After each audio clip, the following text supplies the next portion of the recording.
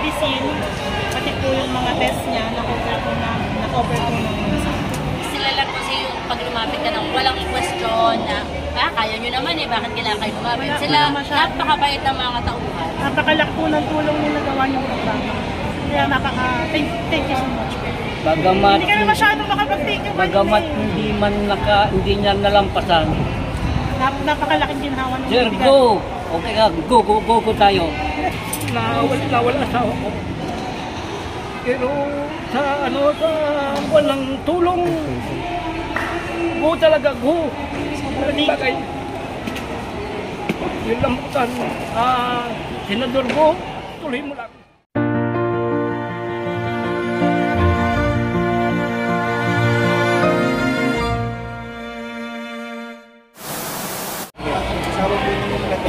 Tulong po. Ay tayo ka.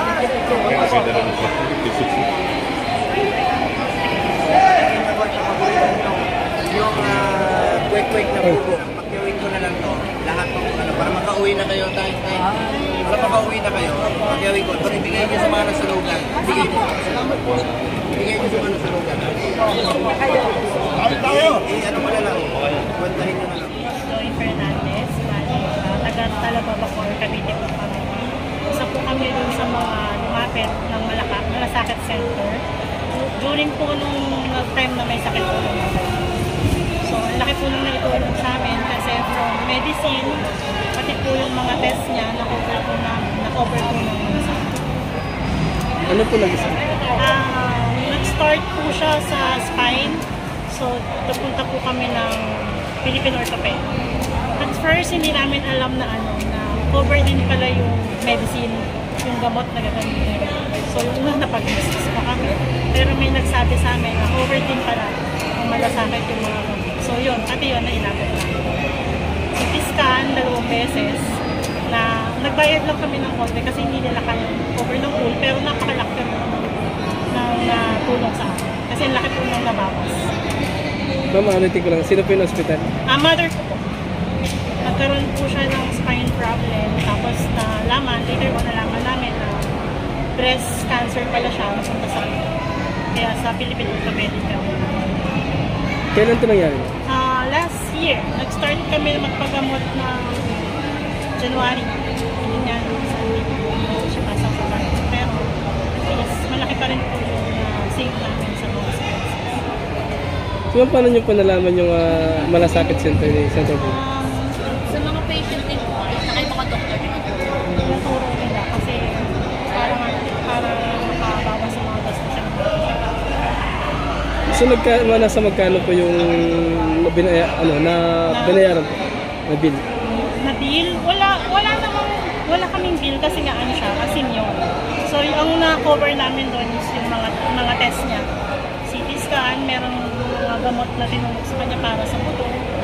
So, magkano din? Malaki din. Merong mga 4,500, may 5,000. Parang ilang beses kami. Pati yung mga gamot niya sa mga mechanic, yung mga pain reliever niya, na-cover na yun. So, kumusta naman po si nanay ngayon? Sa ngayon wala na kasi siya. Kasi nga, na yung sakit niya kasi talaga na rin. Late na kasi namin na diagnose. So, talaga yung mga treatment niya late na rin. Hindi na rin kaya ng katawan niya kasi napakarami na ng komplikasyon. Kailan po nawala si nanay? September na. So, at kahit paano po natulungan po ng Malasakit Center. Napakalaking bagay. Ni Sir, sa Senado, siya lang nakagawa nun. Napakarami pong natulungan. Kahit yung ibang mga nakapila, kasi nakikipagpulungan yung kapatid ko. Sobrang laki po nang nadidiscount na. Sila lang kasi yung pag lumapit ka ng walang question na, kaya nyo naman bakit kailangan kayo lumapit? Sila, napakabait ng mga tauhan. Kaya kahit pumila ka ng matagal, okay lang kasi pag pakikipag-usap mo sa kanila, hindi sila nagsusuplada. Kaya kung sobrang take ko talaga kami sa kanila. Nagbibigay pa nga sila ng ibang mga suggestions para mapabilis. I-prepare mo na ng maaga para mabilis ma-process.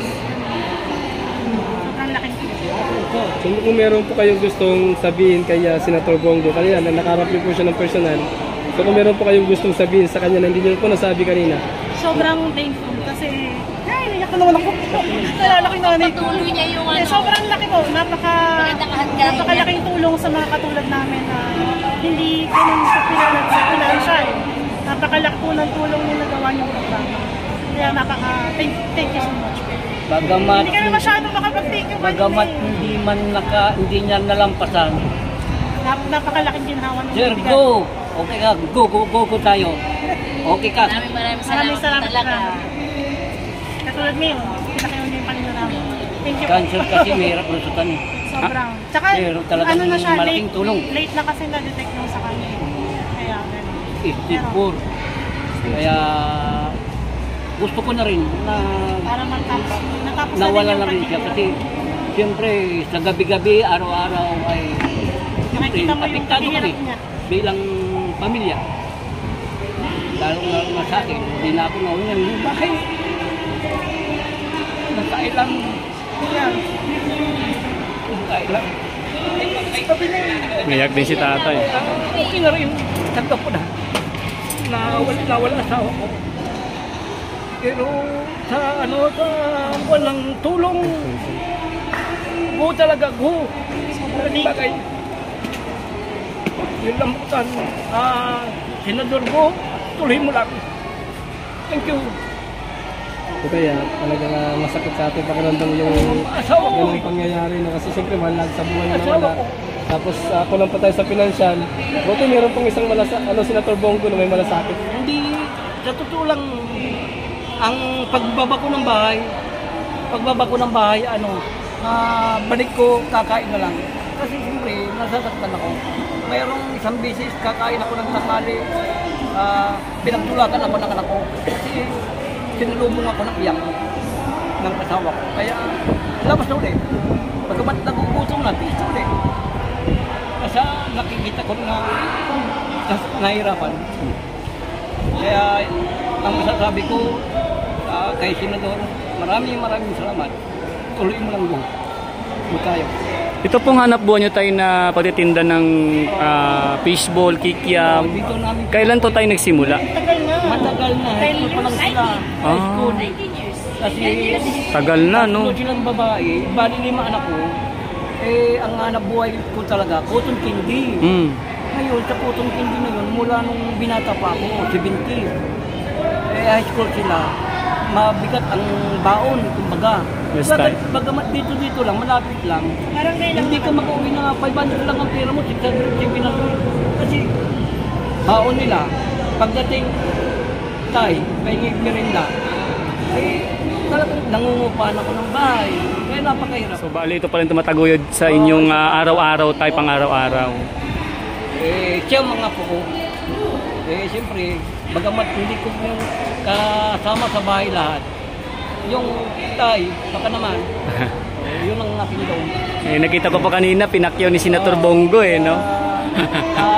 Napaiyak ako at saka hindi ko naisip yung proseso ko kaya tumayo ako. Kasi nanonood ako ng vlog. Kaya pinagkakalibangan ko talaga. Ayun. Yung salary, yung kabisnes, kay Bal Santos Matubang, yung pagtulong sa tao.